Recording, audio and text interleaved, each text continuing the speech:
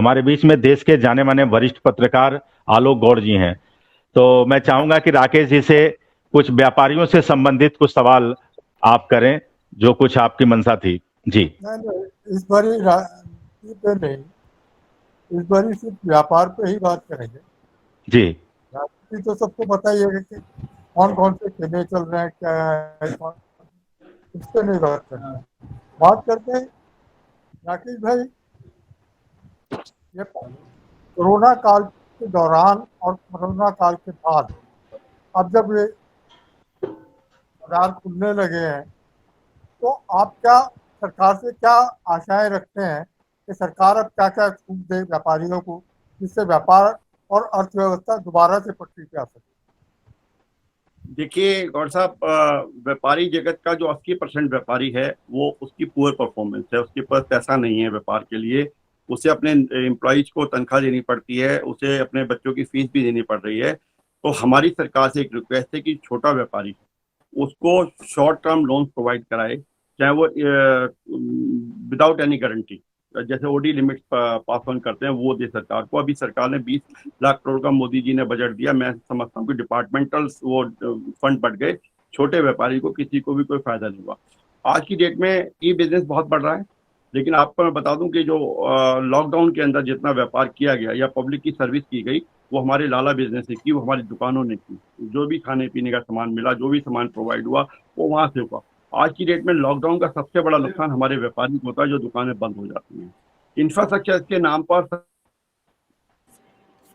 सरकार को देखिए, आज अगर कभी भी ये काम भी नेचुरल है, इसलिए किसी सरकार को या किसी सिस्टम को दोष नहीं देना चाहता मैं, और दिया भी नहीं जा सकता। ये एक नेशनल आपदा थी, इसको कंट्रोल करने के लिए हमें एक प्लानिंग करनी पड़ेगी आपस में कि अपने मार्केट के इंफ्रास्ट्रक्चर को हम किस तरीके से बनाएं। और मैं फिर कहूंगा कि हमारा युवा वर्ग बिल्कुल मार्केट में नहीं आना चाहता, क्योंकि इंफ्रास्ट्रक्चर जीरो है।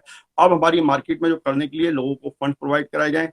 जो मार्केट की इंडिविजुअल मार्केट की अलग अलग प्रॉब्लम्स हैं, सदर बाजार की अलग प्रॉब्लम्स है, चांदनी चौक की अलग प्रॉब्लम है, लाजपत नगर की अलग प्रॉब्लम्स हैं। तो वहाँ की एमटीएस आरडब्ल्यूएस की समस्याओं को बड़े गहराई से समझने के बाद वहाँ की पॉलिसी मेक बने, क्योंकि सारी एक पॉलिसी नहीं बन सकती। अभी हमने अर्बन डिपार्टमेंट से बात की थी, सिंह साहब से भी, कि देखिए अभी आपने मास्टर प्लान 2041 की बात की, लास्ट ईयर का जो मास्टर 21 था वो भी एप्लीकेबल नहीं हुआ। तो सरकार को वो काम करने चाहिए कि रिजल्ट ओरिएंटेड हो, किताबों में बात ना रह जाए। और क्योंकि हमें अपना आर्थिक तंत्र को बचाना है और व्यापारियों को, क्योंकि व्यापारी दिल्ली के अंदर, हिंदुस्तान में 9 करोड़ 7 लाख दिल्ली के अंदर है। तो अगर ये डेवलपमेंट होगी, क्योंकि एक दुकान अगर चलती है तो कम से कम उसके स्टाफ को 5 परिवार पलते हैं, कम से कम 5 परिवार। अब आप लगाएं तो सबसे बहुत बड़ा बीड़ा जो हमारे व्यापारियों ने उठा रखा है। इस जो गाय दूध देने वाली गाय है या इकोनॉमिक तंत्र का मुख्य हिस्सा है, इसको हम कैसे सुरक्षित कर सकते हैं, ये सरकारों को सबसे बड़ी फंड देने वाली बात। आज की डेट में बैंकों का सिस्टम क्या है कि बैंकों का फेडरल सिस्टम इतना पुअर हो चुका है कि जो निडी लोग हैं अरबों खरबों रुपए के फ्रॉड हो जाते हैं बैंकों में। लेकिन जो नीडफुल लोग हैं, जो छोटा व्यापारी है, जिसकी दुकान छोटी सी है, छोटा सा काम करता है, उसको फंड अवेलेबल नहीं होते। मैनेजर लोग लाख लाख 2-2 4-4 5-5 लाख के लिए इतना परेशान कर देते हैं कि वो लोग बैठ जाते हैं।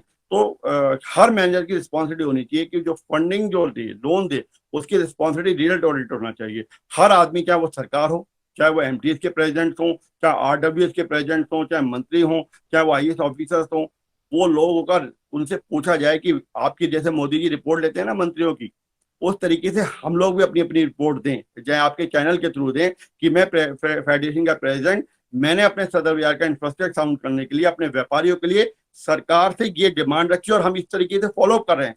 हर व्यापारी को अपनी एक रिपोर्ट सरकार को भेजनी चाहिए 30 तारीख को, ताकि अगले महीने जब वो बात करे उस मंत्री से, संतरी से, तो ये कहे कि मैंने आपको रिपोर्ट पूरे फैक्ट्स भेजे, इस पे आपने क्या किया।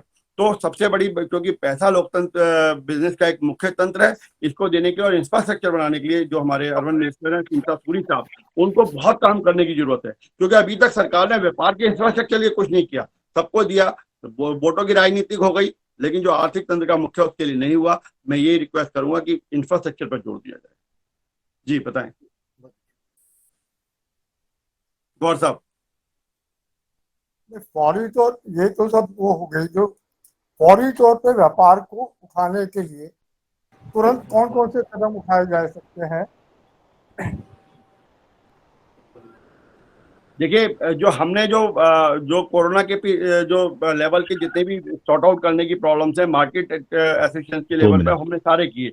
सोशल डिस्टेंस मेंटेन होना चाहिए, मास्क मास्क प्रोवाइड करने चाहिए, कस्टमर को देने के लिए जो वैक्सीनेशन को वो देने के लिए कि भाई मोटिवेट करने के लिए हम लोग एक गिफ्ट भी दे रहे हैं अपने कस्टमर्स को। लेकिन सरकार को ये चाहिए कि जितने भी हमारे जो व्यापारी हैं उनको वैक्सीनेटेड किया जाए पूरी तरीके से प्रॉपर। अभी हमारे वैक्सीनेशन सरकार के पास नहीं, तो वैक्सीनेटेड हो जाए पूरी तरीके से और जो पैसा है सरकार को वो देना चाहिए बैंकों के थ्रू। यही मेरी सरकार से मुख्य डिमांड। बहुत ही अच्छा, बहुत ही गुड़ बात जो आपने आज करी और राकेश जी ने उसका जवाब दिया कि सरकार को क्या करना चाहिए, जो समस्याएं हैं उसका समाधान साथ साथ आपने दिया और सरकार भी ये आवाज सुनेगी, क्योंकि इस कार्यक्रम का उद्देश्य भी यही है कि व्यापारियों की आवाज सरकार भी सुने, क्योंकि सरकार अपनी है, हम सब ने बनाई है।